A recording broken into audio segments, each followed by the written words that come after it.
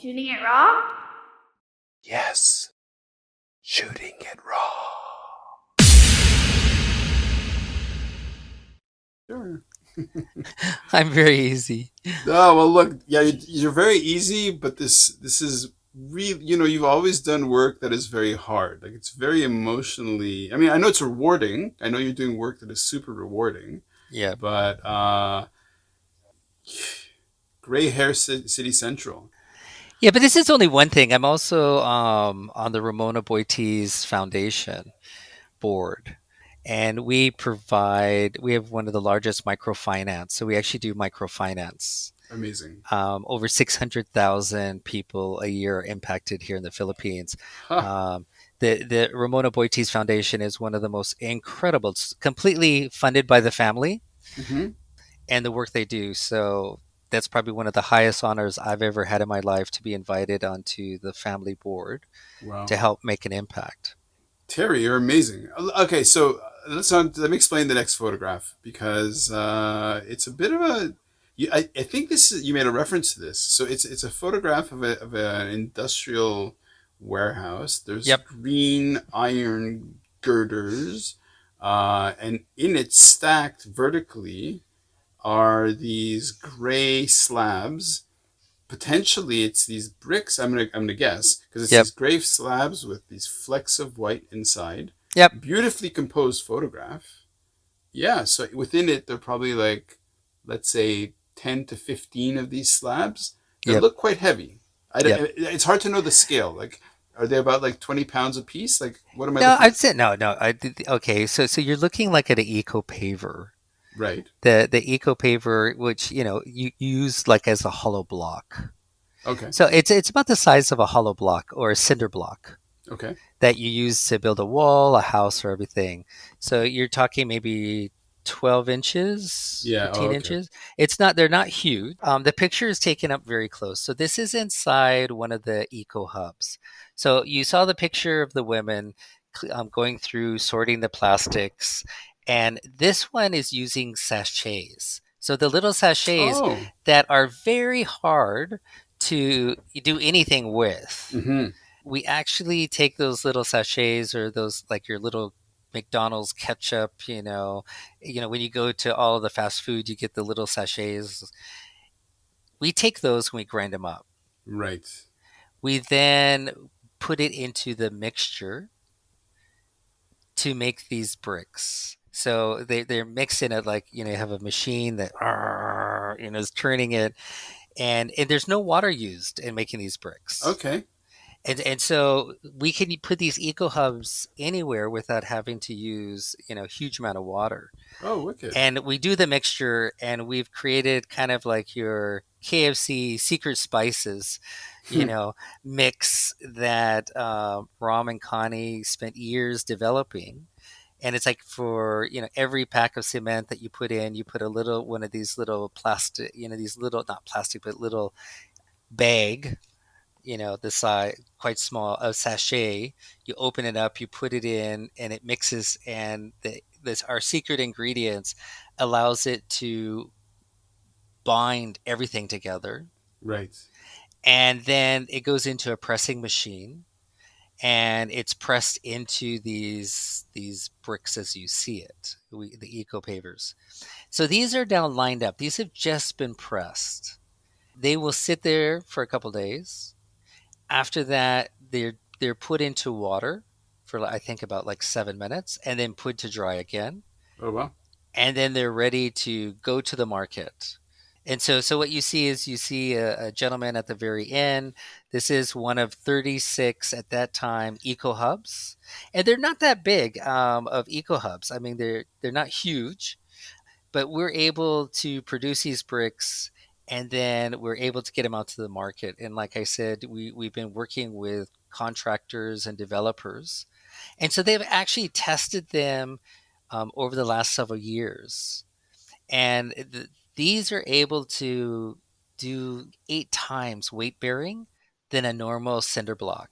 Oh, wow. Okay. They actually use less. When you're if you've ever built a wall, or when you're building a house and you're using cinder blocks. You know that you have to put the cinder block and you put, you have to put rebar in between them and then you have to put concrete. Yeah. These are actually almost completely solid and they're like Legos. If you look at the top, there's like a little lip Yep. and underneath, so you can actually put them up like Legos and you can build them pretty quickly. So that's what the picture you're seeing. To me, it's beautiful. And the little specks that you see Hmm. are the little sachets that have been grinded up and put into the EcoBird. Terry, uplifting. Now, okay, so you know me, you know my work with Poe, you know my it's all about pulling back a little bit and saying, okay, well, how do we generalize this? How do we make this uplifting, interesting for other people? So obviously, if people want to find out more, they'll visit the website. Yeah, and you can also look up green ants on the website. You can look up green ants. You can see the work that's being done. Yeah, Um, People can be involved by, we have social investors that help build the eco stations, the yeah, plastic stations. People can be involved with that. We do a lot around education. And so if people wanted to ever donate money or give money for the programs that we run in schools, teaching kids about, why it's important for circular economy, yeah, this is a way that people can be involved. Compared to US, Canada, where, it's where trash is picked up, it's automated, you have your one person now and they just pick up the trash, or you have plastic, you have, green. We don't have that here. yeah. And that's something that we're trying to begin. So there's a lot of organizations that are around environment. So we're trying to bring them all together to collaborate together. For Green Ants, we're using it to build awareness about how great circular economy is Mm-hmm. and that it actually can be built into a for-profit business. Right, It's just not a social, it's like a social enterprise or nonprofit. This is a for-profit business. right. We're creating jobs in local communities like the women that were sitting around doing the plastics. These women then go out and spread the word with other people. And, women are amazing. If you've ever done microfinance or anything like that, and I Sure. did microfinance in India, and even with the Ramona Boiti's microfinance, we have 16,000 kind of chapters that have 40 women. Wow. 16,000. And these women all work together, talk with each other. So we're trying to look at how do we create a movement? How do we make a change? Mm. From the kids that are in school to the people in their homes to how companies look at single use and how the government is saying, hey, we have to make change. And this is something, and my personal goal is, how do I go from taking 36% of the trash, the plastic in the ocean coming from the Philippines, how do we take it down first to 20%, Yeah. 15%, 10%, 5%? And that's something that we have to do. And you look at how much microplastics are now in shellfish, Mm-hmm. are in fish. We have to make that change Sure, of course. because even though our plastics are impacting the food that's on the table in Canada, in the US. Absolutely. Well, that's one of the things that from the work that that I did with shark rescue and all this Yeah. stuff, and my connection to the Philippines and other countries in Southeast Asia. And that's kind of my question to you was, how do we enlarge the discussions so that people realize it's all interconnected? Like if you're somebody who eats even if you live in landlocked USA, and is Wisconsin, America, you're American, I'm not American. Is Yeah, I'm Wisconsin American. landlocked? Yes, I believe so. Yeah. Okay. Well, if you talk to someone that's in Arkansas, Sure. in Nevada, Okay. you know, Yeah. So anyway, so their food, they might think, whatever happens in the Philippines can stay in the Philippines. It doesn't touch me. But no, we all share the same biosphere. So yes. right, and so how I'm gonna give you the last couple of minutes to just sort of put a call to action into a listener to actually access why is it that your life manifested in the way that it has to help companies and help people in this kind of way. I mean, it's quite special.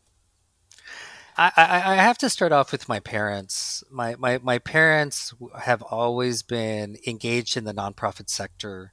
Oh wow. Um, my dad worked for a hospital group that was a nonprofit owned by a Christian organization.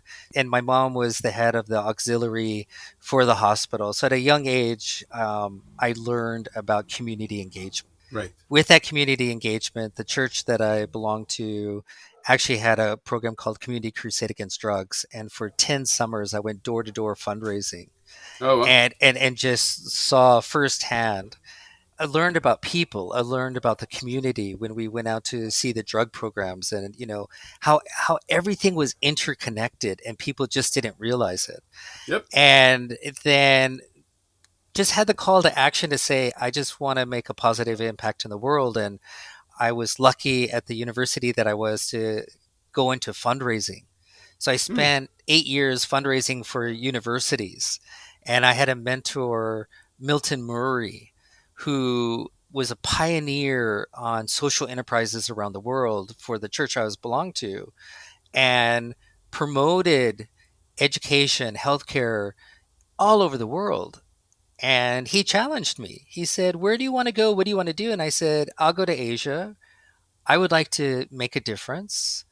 And I've dedicated my life for the last 26 years in Asia and always doing everything around impact. Mm-hmm. And life's a journey, and you never know where it goes. But it's fun. Being one of the pioneers, like with you, when we did, like when I was doing Creative Initiatives Foundation for Po Chung, taking nonprofits and saying, really look at your core. What Mm-hmm. is, where are you today? Where do you want to go? And doing SWOT analysis. And we transformed the whole sector. The nonprofit sector was completely changed Mm-hmm. in Hong Kong in 1999, 2000, 2001, which, helped reshape and re energize the nonprofit sector. We helped change the rules and regulations for the charitable sector there. Then I went and joined, and I launched the first philanthropy advisory services in Asia in 2000. From there, I ended up joining Mies Pearson Bank to launch the first philanthropy services in Asia, based in Asia, and then Mm-hmm. joined UBS Bank, where every day I was traveling, working with, having conversations. We helped write the white paper on why Singapore needed to be the philanthropic hub, and the need for families to set up foundations, and how those foundations are from the values that they have, and those values have to permeate throughout their whole business through Mm-hmm. their family. And Mm-hmm. if you look at that, drives their corporate social responsibility. So 20 years ago, we were talking about corporate social responsibility. We were saying, how, before they were talking about the UN development goals, ESG, we were already talking about value succession. Yeah.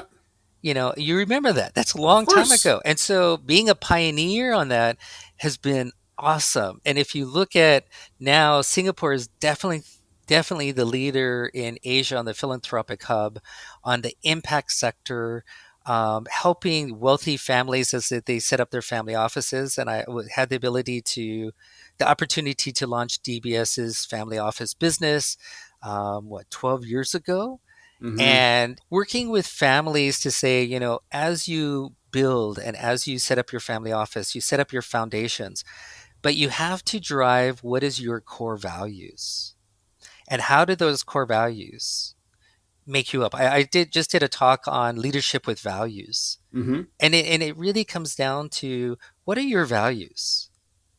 And I look at Kevin Chin, who founded Arowana, and Ben Lim, their core values about going and having a B Corp, people, planet. Mm-hmm. Wow, amazing. And making a profitable business, but making a huge impact, and having hyper growth and scale.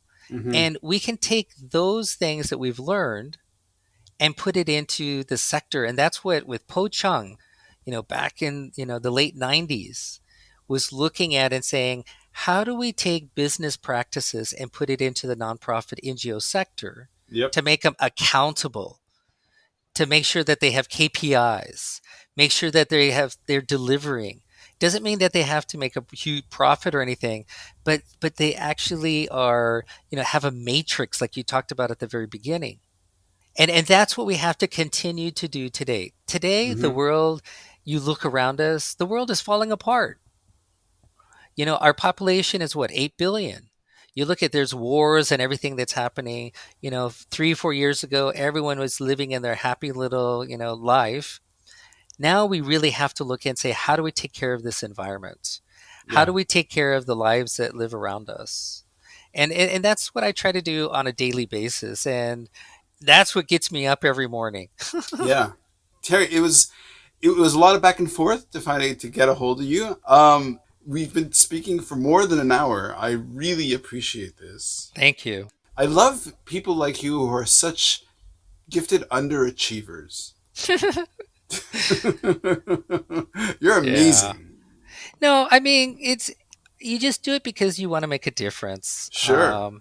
And the number one thing is, how do you make a difference? How do you be humble?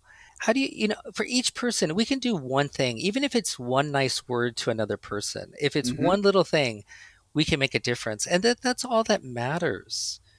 Just do something good, one little thing. And I'll tell you, the feeling or the things that come into your life are amazing. Yeah, you are a testament to that. You're a great example of how giving to the people around you is a great, nourishing experience. Well, I'm very honored today that you invited me here, and thank you so much. And all I can say is, let's go out there and let's do something. Yes, Let's continue to make a difference if it's in your local community, whatever it is. 1,000 times yes. And I really, really appreciate you coming on the podcast. Thank you so much. All right. Thanks so much. Take care.